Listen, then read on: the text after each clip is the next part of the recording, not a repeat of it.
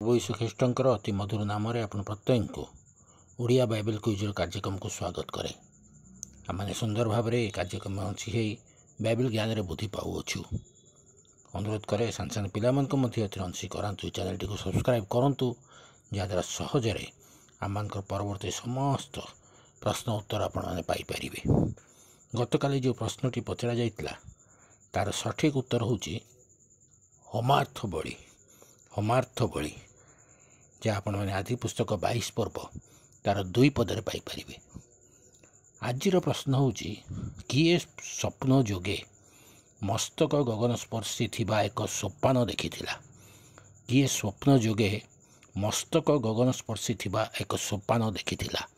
आपण उत्तर आम comment box रे जाई आम जणातु। धन्यवाद।